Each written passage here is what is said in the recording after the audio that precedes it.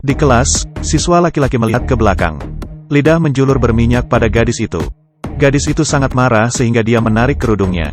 Menggerakkan tangannya langsung ke arahnya. Nama gadis itu Zubaida, seorang pria kejam sejak kecil. Tapi dia memiliki kehidupan yang menyedihkan. Setiap pagi, ayah akan melempar sandalnya, karena dia menolak membiarkan kakaknya mengantarnya ke sekolah. Pengawal atas nama, tapi sebenarnya aku ingin memantau keberadaannya. Kakak juga tidak tahu malu. Dia mencari uang Zubaida di setiap kesempatan. Satu-satunya hobi Zubaida adalah tinju. Mimpi terbesarnya adalah menjadi seorang petinju. Tapi di Pakistan, mimpinya sulit diwujudkan, hanya karena dia perempuan. Benar saja, begitu sampai di rumah, Zubaida dipukuli lagi, karena orang tuanya mengetahui tentang dia berlatih tinju. Semua privasi Zubaida terungkap dalam sekejap. Dia ingin melarikan diri tetapi ditangkap kembali sebelum pintu keluar. Ibu dan ayah juga menyambar teleponnya. Zubaida ingin melawan, tapi tamparan ayah langsung kena. Dia mencubit lengan Zubaida, memaksanya untuk membuka kunci kode. Saudara yang kejam mengambil kesempatan untuk mengipasi api. Ternyata foto apps pacar Zubaida. Ini membuat ayah marah. Dia menamparkan tangannya dan memukul Zubaida dengan keras. Bahkan menguncinya di kamar. Zubaida terjebak di pintu dengan putus asa. Ini seperti berdoa, tapi seperti menolak. Untungnya tetangga yang baik hati menemukannya.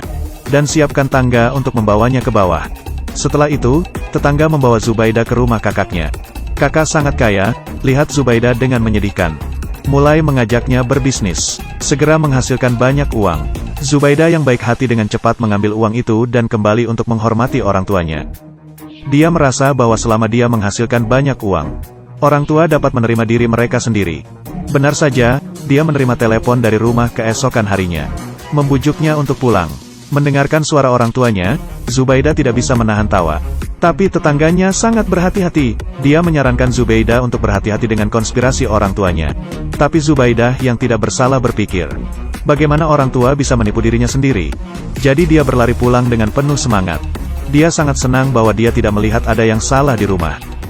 Misalnya, ketika dia memeluk ayah. Ayah berperilaku sangat acuh tak acuh. Misalnya, ibu hanya peduli untuk merias wajahnya. Juga mengisyaratkan bahwa dia harus menikah. Bahkan ibuku menemukan alasan untuk menyita ponselnya. Dan kemudian menipunya untuk mengenakan gaun pengantin. Zubaida, yang berada dalam kegelapan, belum menyadari apa yang terjadi. Ibu membawanya ke ruang tamu. Zubaida menyadari itu. Ibu dan ayah melakukan hal mereka sendiri dan memberinya pernikahan.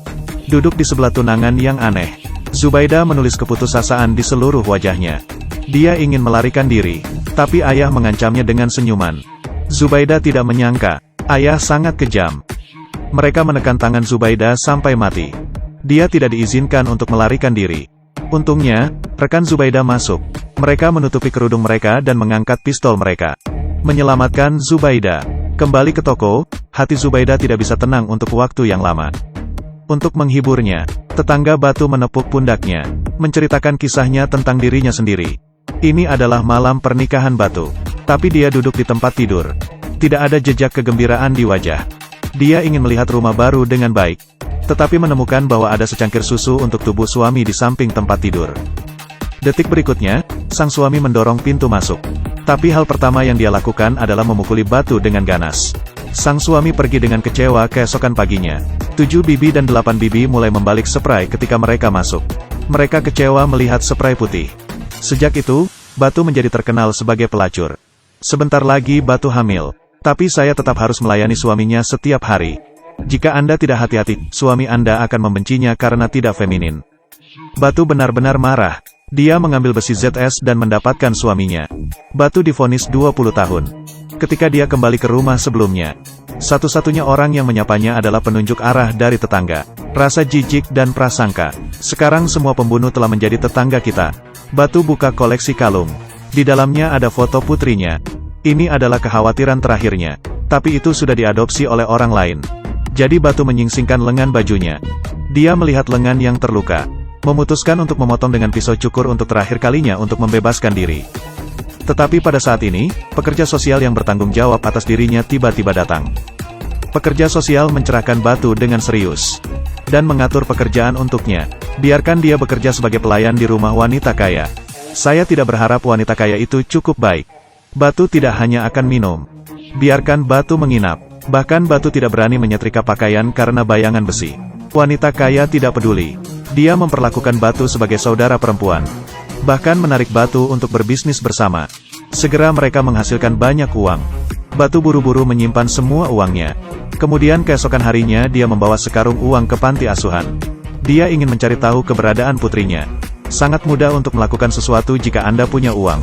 Segera Batu mendapat petunjuk tentang putrinya. Dia menemukan keluarga yang mengadopsi putrinya. Batu melihat seorang gadis menyiram melalui pagar.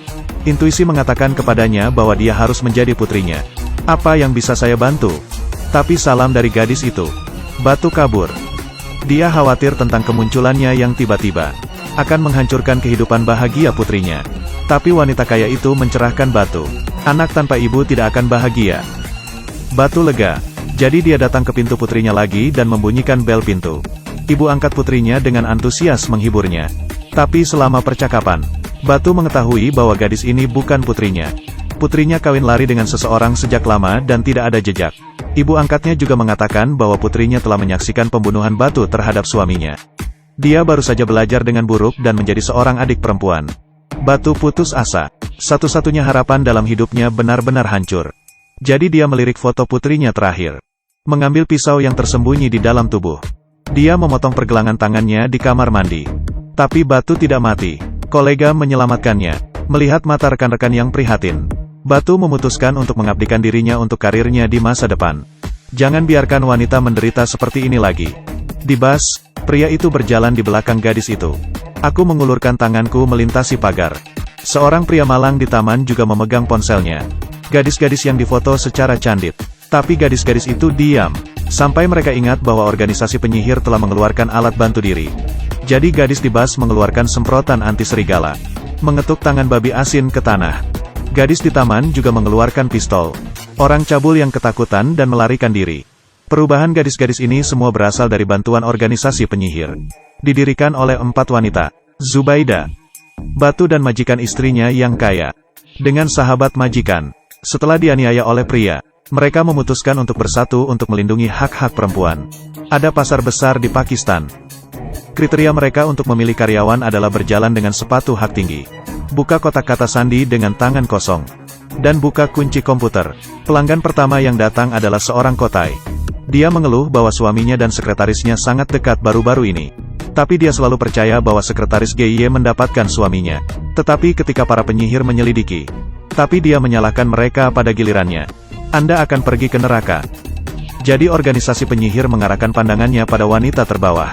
Mereka mengirim brosur ke daerah kumuh dengan berbagai cara. Dengan kerudung, memegang kardus dan membagikan perbekalan di daerah kumuh. Mereka menerima permintaan bantuan pertama. Itu adalah kasus kekerasan dalam rumah tangga. Jadi mereka menyelinap ke rumah orang yang mencari bantuan di malam hari. Bangunkan suaminya dengan air. Peringatkan dia jika dia melakukan sesuatu pada istrinya di masa depan. Mereka akan memukulinya. Jadi, dia memotong kuku suaminya secara tiba-tiba. Setelah para penyihir pergi, sang suami berbaring di tempat tidur dengan menyakitkan. Aku bersumpah tidak akan pernah menyentuh rambut istriku lagi. Bantuan para penyihir sangat efektif. Dan kemudian mereka akan membantu lebih banyak wanita miskin.